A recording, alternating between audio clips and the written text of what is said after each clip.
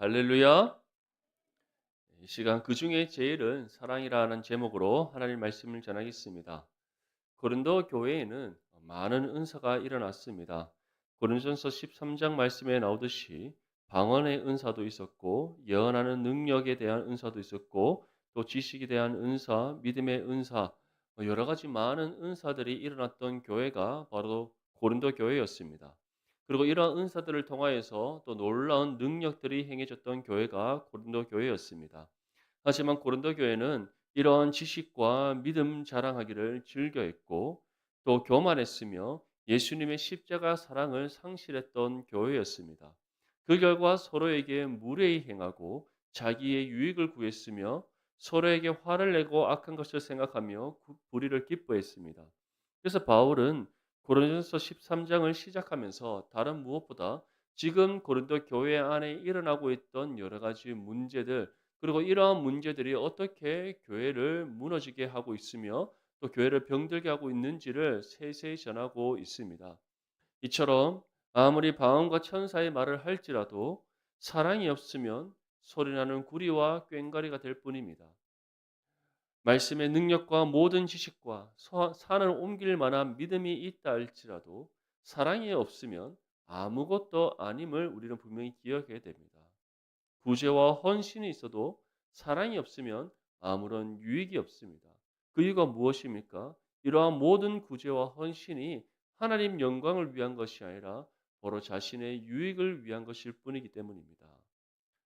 그렇기 때문에 우리에게 임한 하나님의 구원과 믿음의 삶이 예수님 십자가 사랑 가운데 우리가 정말 살아가지 않는다면, 다시 말해 우리에게 임한 하나님의 구원, 또 우리에게 주어진 이 신앙의 삶을 예수님의 십자가 사랑 가운데 감사하며 살아가지 않는다면 그것은 헛되고 헛되며 거짓이란 것을 우리는 분명히 기억해야 됩니다. 분명히 바울은 우리에게 전합니다. 사랑이 없는 모든 은사와 사랑이 없는 모든 능력과 사랑이 없는 모든 구제와 헌신은 아무것도 아니고 아무런 유익이 없다. 이것은 다시 말해 헛되고 헛되며 거짓일 뿐입니다. 우리에게 임한 하나님의 구원의 은혜에 우리가 감사하며 예수 그리스도의 사랑 안에 우리가 거하지 않는다면 그런 우리의 구원 또한 이미 우리에게 임한 그 구원이 정말 진실한 하나님의 은혜가 아니라 우리가 그 구원의 은혜를 상실한 정말 헛되고 헛된 삶이며 그러한 가운데 살아가는 모든 신앙의 삶 또한 아무런 은혜의 유익이 없다는 것을 기억할 수 있기를 바랍니다. 그래서 저와 여러분들의 삶은 정말 예수 그리스도의 사랑 안에서 우리에게 임한 하나님의 구원에 감사하고 예수 그리스도의 사랑 안에서 성령과 하나됨을 이루어 거룩한 신앙의 삶을 살아가는 거룩한 믿음의 삶이 될 수 있기를 축복합니다. 그래서 바울은 우리에게 사랑이 무엇인지, 예수님의 그 십자가의 사랑이 무엇인지를 우리에게 전하는 겁니다. 사랑은 오래 참고 온유합니다. 시기하거나 자랑하지 않습니다. 교만하거나 무례히 행하지 않습니다. 자기의 유익을 구하지 않고 성내지 않습니다. 악한 것을 생각하지 않고 불의를 기뻐하지 않습니다. 진리와 함께 기뻐합니다. 그렇게 사랑은 모든 것을 참고 모든 것을 믿고 바라며 견딘다는 것. 분명히 믿을 수 있기를 소망합니다.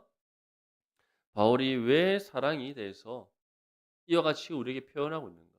다시 말해 사랑은 온유하고 오래 참고 온유하다 말하면서 결론적으로 사랑은 모든 것을 참고 믿고 바라고 견딘다라고 표현한 이유가 무엇입니까?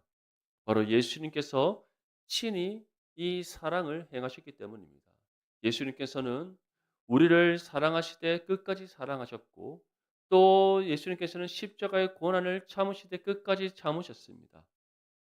그리고 정말 우리에게 임할 하나님의 구원을 믿고 바라며 그러한 믿음 가운데 십자가의 죽음을 끝까지 감당하셨습니다.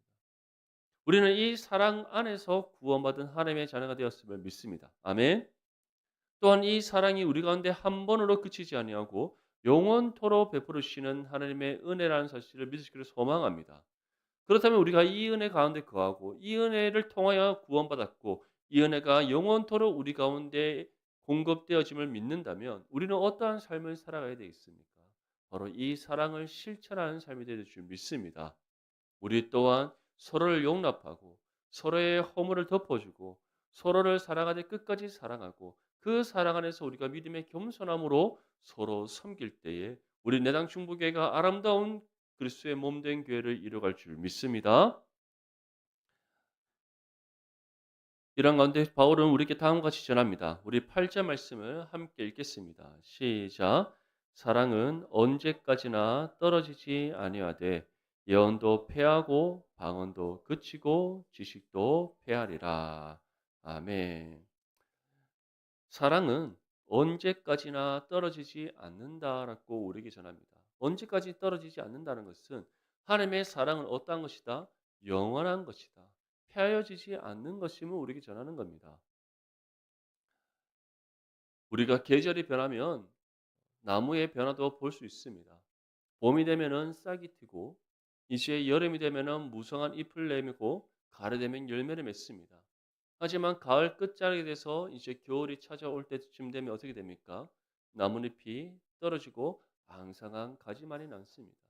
이것을 통해 우리는 무엇을 알 수 있습니까? 세상에 존재하는 것 중 영원한 것은 없습니다. 변하지 않는 것은 없습니다. 하지만 분명히 기억하십시오. 하나님께서 우리에게 베풀으시는 이 사랑은 언제까지나 떨어지지 않습니다. 다시 말해 변화가 없고 영원한 하나님의 사랑이다. 불변하시고 영원토록 우리에게 베풀으시는 하나님의 사랑이다. 이 사실을 믿을 수 있기를 간절히 소망합니다. 그래서 요한일서 4장 10절에서 11절 말씀에 사랑은 여기 있으니 우리가 하나님을 사랑한 것이 아니요 하나님이 우리를 사랑하사 우리 죄를 속하기 위하여 화목 제물로 그 아들을 보내셨습니다. 사랑하는 자들아 하나님이 이같이 우리를 사랑하셨은즉 우리도 서로 사랑하는 것이 마땅하도다. 사도 요한은 이처럼 영원하신 그 하나님의 사랑을 우리에게 먼저 베풀어 주셨음을 분명히 전하고 있습니다. 우리가 하나님을 먼저 사랑한 것이 아닙니다. 한번 생각해 보십시오. 우리가 먼저 하나님을 사랑할 수 있습니까? 죄로 인해 죽었던 우리는 결코 먼저 하나님을 사랑할 수가 없습니다. 하나님께서 우리를 먼저 찾아오시기 이전에 우리는 하나님을 먼저 만날 수가 없고 하나님께서 우리에게 구원의 손길을 내미시기 이전에 우리가 먼저 하나님께 구원을 구할 수가 없고 하나님께서 우리를 먼저 사랑하시기 이전에 우리가 하나님을 먼저 사랑할 수가 없습니다. 왜냐하면 죄로 인해 죽었던 우리는 죄로 인해 하나님과 단절된 관계 속에서 살아가고 있었기 때문입니다. 하나님을 찾으나 찾을 수가 없고 하나님을 찾고자 하는 마음조차 없었던 죄인된 우리였습니다. 그런데 하나님께서는 우리를 먼저 사랑하셨습니다. 그렇다면 하나님께서는 언제 우리를 먼저 사랑하셨습니까? 분명히 기억하십시오. 영원 전부터 우리를 사랑하신 하나님입니다. 영원 전부터 우리를 사랑하신 하나님. 왜냐하면 그 사랑 안에서 어떠한 하나님의 뜻이 이루어졌습니까? 우리를 구원하시고자 구별내게 선택하시는 하나님의 뜻이 이루어졌기 때문입니다. 그래서 사도 요한은 우리가 먼저 하나님을 사랑한 것이 아니요 하나님이 우리를 먼저 사랑하셨고 그 사랑 안에서 우리를 구원하셨다. 믿으시기를 소망합니다. 그런데 그 사랑이 어떠한 사랑이다? 영원한 사랑이다. 언제까지나 떨어지지 아니하는 영원한 사랑이다. 그렇게 우리는 그 사랑에 감사함으로 하나님께 영광을 드리고 그 사랑을 우리가 아낌없이 실천하고 나누고 베푸는 삶이 되될 줄 믿습니다. 하지만 반면에 예언이나 방언이나 지식은 어떻습니까? 예언도 폐하여지고 방언도 그치고 지식도 폐하여집니다. 다시 말해 우리에게 주어진 은사, 우리에게 주어진 능력, 우리에게 주어진 지식 이 모든 것은 다 유한하다는 겁니다. 그 이유가 무엇입니까? 우리의 육신의 삶이 그치는 그 순간 예언과 방언과 지식이 더 이상 우리에게 필요하지 않기 때문입니다. 우리가 이 땅에서 삶을 마쳤는데 예언의 능력이 필요합니까? 이 땅에서 삶을 마쳤는데 방언의 은사가 우리에게 필요합니까? 이 땅에서 삶을 마쳤는데 모든 지식이 우리 가운데 필요합니까? 이 땅에서 삶이 끝나는 그 순간 이 모든 것들은 다 필요 없습니다. 예언의 능력을 행할 이유도 없고 방언을 할 이유도 없고 지식도 아무런 쓸모가 없기 때문입니다. 그 이유가 무엇입니까? 구원받은 믿음의 성도는 이 땅의 삶을 마신과 동시에 하나님의 나라에서 영원한 삶을 살아가게 되고 구원받지 못한 죄인들은 하나님의 심판을 받아 영원한 멸망에 이르게 되기 때문입니다. 그렇기 때문에 예언과 방언과 지식과 그 외에 우리에게 주어진 모든 것들은 육신의 삶에 한정된 것일 뿐입니다.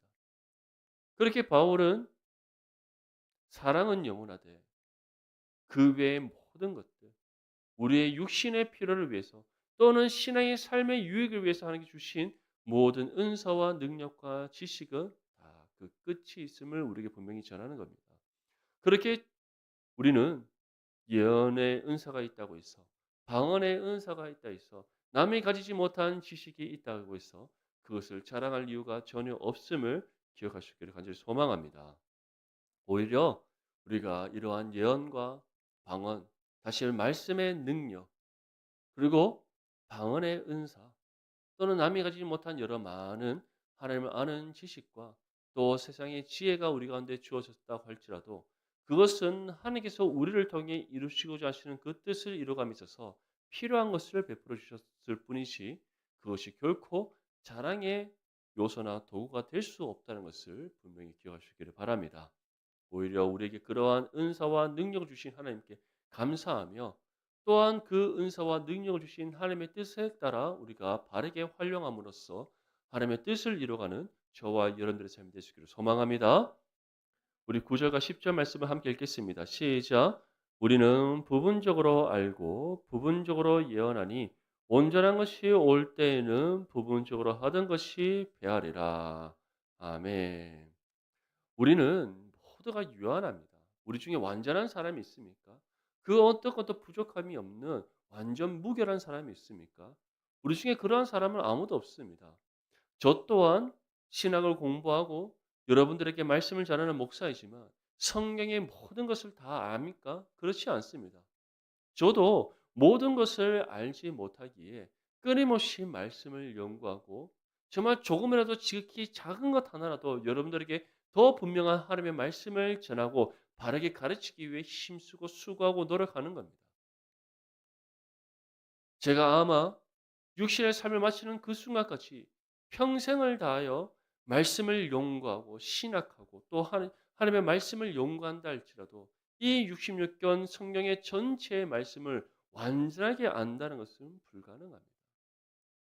그럴 만한 지식과 능력이 저뿐만 아니라 세상에 존재하는 누구에게도 있지 않기 때문입니다. 그래서 우리는 부분적으로 아는 겁니다. 하나님에 대해서 우리가 완전하게 안다고 자부할 수 있는 사람이 있습니까? 아무도 없습니다. 예수님과 3년의 공생의 생활을 함께 가졌던 제자들 또한 예수님을 완전하게 알지 못했다는 것을 우리는 기억해야 됩니다. 말씀을 전함에 있어서도 완전한 하나님의 말씀이 선포될 수가 있습니까? 저뿐만 아니라 지금까지 존재했던 우리 믿음의 선진들 또는 저와 함께 동시대에 말씀의 사역을 감당하고 있는 모든 목사들 또는 이후에 말씀을 사역 감당할 모든 그런 말씀의 사역자들 어느 누구라 할지라도 하나님의 말씀을 완전하게 전할 수 있는 사람은 아무도 없습니다. 불완전한 이 연약한 목사가 말씀을 전하지만 왜 그 말씀에 하나님의 은혜와 능력이 임하는 겁니까? 저는 부족할지 모르나 저의 입술을 통해 선포되지 않은 하나님의 말씀도 불완전할지 모르나 그 가운데 역사하신 성령께서 완전하시기 때문인 줄 믿습니다. 그래서 그 말씀이 살아있고 활력이 있어 저와 여러분들의 모든 혼과 영과 골수 및 관절을 찔러 쪼개어 우리를 새롭게 변화시키시는 하나님의 능력이 임하게 되는 겁니다. 그렇게 우리는 부분적으로 알고 부분적으로 전하고 우리의 삶의 모든 것이 다 부분적일 뿐입니다. 하지만 온전한 것이 올 때에는 부분적인 모든 것이 폐하여지고 우리 모두가 완전하게 된다는 사실을 믿을 수 있기를 소망합니다. 그렇다면 온전한 것이 온다 할 때 이 온전한 것이 무엇을 의미하는 겁니까? 이 땅에 다시 오실 우리 주 예수 그리스도를 뜻하는 겁니다. 주님께서 다시 이 땅 가운데 오심으로써 부분적이던 모든 것이 다 폐하여지고 완전한 하나님의 나라가 임하게 된다는 것. 그렇기 때문에 그때가 올 때에 부분적인 모든 지식과 지혜와 능력과 은사는 다 사라지고 완전한 하나님의 은혜만이 우리 가운데 임하는 줄 믿습니다. 바울이 이 말씀을 전하는 이유가 있습니다. 지금 고린도 교회는 어떠한 교만에 빠져 있습니까? 모든 지식을 가지고 있다라고 그들은 생각하고 있습니다. 그만큼 누구보다 하나님을 잘 알고 있다라고 스스로 자부하고 있습니다. 예수님의 사랑을 가장 많이 경험했다라고 그들은 주장하고 있고 성령의 능력과 은사가 누구보다 뛰어나다라고 그들은 착각하고 있습니다. 그만큼 고린도 교회는 심각한 교만에 빠져 있었습니다. 우리의 삶은 어떻습니까?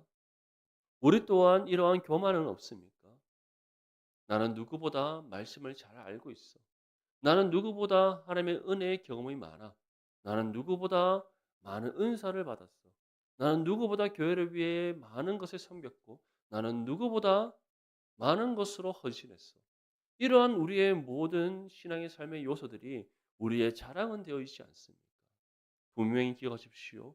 우리가 드러나면 드러날수록, 나 자신이 내세워지면 내세워질수록, 나의 경험과 나의 여러 가지 능력과 지식과 지혜, 이러한 것들이 앞세워지면 질수록 그것이 우리가 교만함에 빠져 있다는 것에 대한 지표가 된다는 것을 기억할 수 있기를 바랍니다. 성숙한 그리스도인은 나의 나됨을 자랑하지 않습니다. 참된 믿음의 성도는 나의 것을 자랑하지 않습니다. 오히려 나에게 주어진 모든 것이 하나님의 은혜임을 믿기에 더욱더 충성되게 헌신하며 하나님의 영광만을 나타낸다는 사실을 믿을 수 있기를 소망합니다. 그래서 이러한 심각한 교만과 착각에 빠진 고린도 교회를 향해 바울은 분명히 전합니다. 온전한 것이 올 때에는 부분적으로 하던 것이 패하리라. 즉 이 세상에 존재하는 누구도 온전하지 않습니다. 온전하신 분은 오직 예수님 한 분밖에 없습니다. 온전하신 예수님께서 다시 세상에 오실 때 부분적인 것들은 모두 폐하여지게 됩니다. 온전한 예수님의 영광으로 가득한 바로 하나님의 나라가 이 땅 가운데 완성되기 때문입니다. 사랑하는 성도 여러분, 우리가 이 사실을 기억하면서 정말 믿음의 겸손함으로 주어진 신앙의 삶을 힘써 살아갈 수 있기를 바랍니다. 그리고 부분적이고 모든 것이 폐하여질 이 세상의 소망을 두지 않고 영원하고 완전한 하나님 나라의 소망 굳게 붙잡고 살아가는 저와 여러분들의 삶이 되시기를 축복합니다. 본문 11절 말씀에 내가 어렸을 때에는 말하는 것이 어린아이와 같고 깨닫는 것이 어린아이와 같고 생각하는 것이 어린아이와 같다가 장성한 사람이 되어서는 어린아이의 일을 버렸노라. 이처럼 모든 사람은 유년 시절이 있습니다. 세상에 태어나면서부터 장성한 어른인 사람은 아무도 없기 때문입니다. 갓난아기로 시작해서 장성한 어른으로 자라면서 많은 삶의 경험을 얻게 됩니다. 한번 우리의 지난 삶을 되돌아보십시오. 우리가 어린아이 때부터 지금에까지 우리가 살아오면서 우리뿐만 아니라 이 세상도 얼마나 많은 변화가 있었습니까? 요즘은 학교에서 초등학교 때 그런 어 채집이나 이런 것들을 해 오라는 어 숙제가 없지만 우리 어렸을 때 보면 이제 생물 배울 때 선생님들이 항상 주문하는 것이 있습니다. 집 가까운 곳에 도롱뇽 알이나 개구리 알 보이거든 다 가지고 오라고 합니다. 그래서 이만한 큰 그릇에 담아서 어 도롱뇽하고 이제 개구리가 부화되는 과정을 우리는 학교에서 직접 목도를 했습니다. 요즘 학교에서 그런 거 애들한테 시키지 않습니다. 왜냐하면 구할 수도 없기 때문입니다. 그리고 안 구해도 그런 것을 하지 않아도 요즘은 얼마든지 아이들이 여러 많은 박물관이나 아니면은 체험관에 가서 다 경험하고 볼 수 있기 때문입니다. 우리는 그러한 것들이 없었기 때문에 직접 집 주변에 아직 개발되지 않은 논밭이 있는 곳에 가서 도롱뇽 알이나 개구리 알을 우리가 채집해서 직접 학교에서 우리가 기르면서 봤었습니다. 이처럼 시대가 변하면서 아이들의 학습하고 공부하는 방식들이 바뀝니다. 우리는 학교에서 선생님들이 다 칠판에 하나하나 다 써주시면서 그것을 우리가 필기하면서 공부를 했었습니다. 요즘 어떻게 공부합니까? 디지털 학습법이라고 해서 요즘 학교 칠판도 우리처럼 분필로 쓰는 칠판이 아니라 디지털 칠판이라고 해서 이제 이런 태블릿 PC처럼 쓰고 지울 수 있는 컴퓨터처럼 우리가 활용하면서 애들이 공부를 합니다. 모든 것이 다 바뀌어져 있습니다. 이런 시대가 바뀌면서 우리가 많은 것을 경험합니다. 하지만 이전에 우리가 경험한 것과 오늘의 경험하는 것이 다르듯이 어린아이의 때에 생각하고 말하고 행동하는 것과 장성한 어른이 되어서 생각하고 말하고 행동하는 것이 다르듯이 주님 오시기 이전에 우리가 경험하는 모든 은혜와 주님 이 땅에 오셔서 완성된 하나님의 나라에서 누리게 되는 은혜가 다르다는 것을 우리는 기억해야 될 줄 믿습니다. 왜냐하면 우리는 지금 어떠한 것을 경험합니까? 모든 것이 부분적으로 알고 경험하는 것들입니다. 하지만 완성된 하나님 나라에서는 우리는 어떻게 경험하게 됩니까? 온전하고 완전한 것을 경험하게 됩니다. 그렇게 모든 것이 다른 겁니다. 신앙의 삶 또한 어떻습니까? 우리가 처음 예수 그리스도를 믿고 구원받아서 정말 그 은혜의 감격과 기쁨 가운데 있을 때 우리가 누리는 은혜와 이제 신앙의 삶의 연수가 쌓이고 경건의 훈련을 통해 우리가 우리의 신앙이 거룩한 장성의 분량에 이르면 이를수록 우리가 경험하게 되는 은혜는 더욱더 달라지게 됩니다. 왜냐하면 처음 예수를 만나 구원받았을 때 그때 우리의 신앙의 상태는 어린아이와 같은 상태이기 때문입니다. 하지만 신앙의 삶 속에서 우리가 예배와 경건의 훈련을 통해 우리의 신앙이 성장하고 성숙되어지고 성령과 온전히 하나됨을 이루고 교통하는 삶이 되어지면 되어질수록 우리는 더욱더 풍성하신 하나님의 은혜를 경험하고 더 우리의 삶 가운데 다채로운 하나님의 은혜의 경험이 쌓이게 되기 때문입니다. 그래서 믿음의 장성한 분량이 이르렀을 때 우리가 받게 되는 그 은혜는 처음 예수를 만났던 그때와 다를 수밖에 없는 겁니다. 믿습니까? 저 또한 마찬가지입니다. 처음 신학을 공부했을 때 그리고 신학을 공부하면서 어느 정도 신에 대한 지식이 쌓였을 때 정말 누구보다 신학을 잘 안다라고 생각했습니다. 하지만 실제로 그럴까요? 그렇지 않습니다. 피상적이고 표면적으로 정말 소금에 손끝에 소금 하나 찍어서 그 짠맛을 봤을 정도의 신학의 지식밖에 없었습니다. 하지만 계속해서 말씀을 연구하고 말씀을 전하고 가르치고 그런 은혜의 경험과 또 말씀에 대한 지식의 분량이 쌓이면 쌓여져 갈수록 이전에 내가 알던 것은 지극히 작은 부분에 불과하구나라는 것을 깨닫게 되었던 겁니다. 이처럼 우리는 어린아이의 때와 어른의 때에 다르듯이 신앙의 삶에서도 마찬가지이고 그리고 우리가 알고 경험하는 은혜에 대해서도 동일하다는 것을 기억할 수 있기를 바랍니다.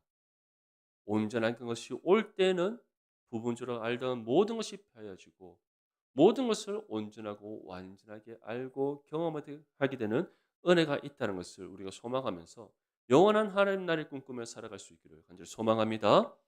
그래서 12절 말씀에 다음 같이 우리에게 전합니다. 함께 읽겠습니다. 시작. 우리가 지금은 거울로 보는 것 같이 희미하나 그때는 얼굴과 얼굴을 대하여 볼 것이요. 지금은 내가 부분적으로 아나 그때는 주께서 나를 아신 것 같이 내가 온전히 알리라. 아멘. 지금은 우리는 거울로 보는 것 같이 희미하게 봅니다. 거울로 보는 것 같이 희미하게 본다. 하지만 온전한 것이 올 때는 어떻게 봅니까? 얼굴과 얼굴을 맞대어 보게 되는 것이다. 여기서 거울로 보는 것 같이 희미하게 본다는 것은 거울로 우리가 세상을 비춰볼 때에 부분적으로 보이듯이 그렇게 우리가 완전하게 모든 것을 볼 수 없다는 것을 뜻하는 겁니다.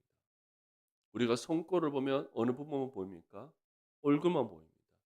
전신 거울을 보면은 우리 몸의 전체가 보이지만 그렇다고 해서 주변의 모든 것을 다 비춰 보여주지 않습니다. 다시 말해 거울의 크기에 따라 우리는 볼 수 있는 것들이 한정되는 겁니다. 거울로 비춰볼 수 있는 부분에 한정이 있는 겁니다. 그것이 바로 지금 우리가 이 땅을 살아가면서 보고 듣고 경험하는 하나님의 은혜인 겁니다. 하지만 온전한 것이 오게 됨으로써 우리는 어떻게 된다? 얼굴과 얼굴을 대하여 본다. 다시 말해 모든 것을 보고 모든 것을 듣고 모든 것을 경험하게 되는 겁니다. 그렇다면 누구에 대해서 모든 것을 보고 듣고 경험하게 됩니까? 바로 하나님에 대하여 우리는 모든 것을 보고 듣고 경험하게 된다. 그래서 바울은 마지막으로 다음과 같이 전하는 겁니다. 그때는 주께서 나를 아신 것 같이 내가 주님을 온전히 알게 되리라. 믿습니까? 우리가 이 믿음의 소망을 붙잡고 살아간다면 정말 이 유한한 이 땅에 우리가 소망을 두지 않게 됩니다. 이 믿음의 소망 굳게 붙잡고 살아간다면 내가 연약하고 부족하다 할지라도 그것으로 우리가 부끄러워하지 아니하고 오히려 믿음의 담대함으로 주님 나라 꿈꾸며 살아가게 될 줄 믿습니다. 정말 우리가 이 믿음의 소망 굳게 붙잡고 살아간다면 내가 남이 가진 지식과 능력과 물질과 건강 없다 할지라도 낙심하지 아니하고 오히려 기쁨으로 주어진 신앙의 삶을 힘써 살아가게 될 줄 믿습니다. 그래서 결론적으로 바울은 다음과 같이 우리에게 전합니다. 우리 13절 말씀 함께 읽겠습니다. 시작. 그런즉 믿음, 소망, 사랑 이 세 가지는 항상 있을 것인데 그 중에 제일은 사랑이라. 아멘. 왜 바울이 믿음, 소망, 사랑 이 세 가지 중에 가장 제일 되는 것이 사랑이다라고 표현하고 있습니까? 우리가 구원받음에 있어서 필요한 믿음이든 온전한 것이 오는 그때를 소망하며 살아가는 믿음의 소망이든 이 모든 것이 무엇을 통해 우리에게 주어졌기 때문입니까? 우리를 향한 하나님의 사랑 가운데 주어졌기 때문인 줄 믿습니다. 그렇기에 그 중에 제일은 무엇이다? 사랑인 겁니다. 우리가 사는 옮길 만한 믿음이 있다 할지라도 사랑이 없으면 아무것도 아닙니다. 우리가 하나님의 나라를 꿈꾸며 살아가는 믿음의 소망이 있다 할지라도 사랑이 없으면 아무런 유익이 없기 때문입니다. 무엇보다 하나님의 사랑이 우리 가운데 있지 않는다면 이 모든 것을 우리는 받을 수조차 없기 때문입니다. 믿습니까? 정말 이 사실을 믿는 믿음이 우리 가운데 있다면 우리가 항상 구하고 찾고 두드려야 하는 것은 우리를 향한 하나님의 사랑인 줄 믿습니다. 왜 하나님을 사랑이라고 표현합니까? 처음과 끝이 우리를 향한 하나님의 은혜의 처음과 끝이 하나님의 사랑이기 때문입니다. 하나님은 우리를 사랑하시는 그 사랑 안에서 구별되게 선택하셨고 그 사랑 안에서 하나님의 때에 우리를 부르셔서 구원하셨고 그 사랑 안에서 우리의 삶의 모든 필요를 공급해 주시고 그 사랑 안에서 우리의 신앙의 여정을 함께 걸어가시고 그 사랑 안에서 하나님의 나라에 대한 참된 믿음의 소망을 주셨고 그 사랑 안에서 우리를 영화롭게 하시는 은혜를 베풀어 주시기 때문인 줄 믿습니다. 오늘 바울은 우리에게 분명히 전합니다. 사랑은 영원합니다. 하지만 이 땅에서 우리가 누리는 모든 것은 다 유한합니다. 우리가 아는 것, 우리가 경험하는 것, 우리가 지금 보고 듣고 가지고 있는 모든 것들 다 부분적이고 모든 것들이 다 폐하여지게 됩니다. 온전한 것이 오는 그때 모든 것이 다 사라지고 말 것들입니다. 하지만 하나님의 사랑은 폐하여지지 아니하고 하나님의 사랑은 영원하고 그 사랑 안에 살아가고 있는 모든 믿음의 성도들은 주님 다시 오시는 그날 모든 것들을 완전하게 보고 듣고 경험하게 되는 은혜가 임하게 되는 줄 믿습니다.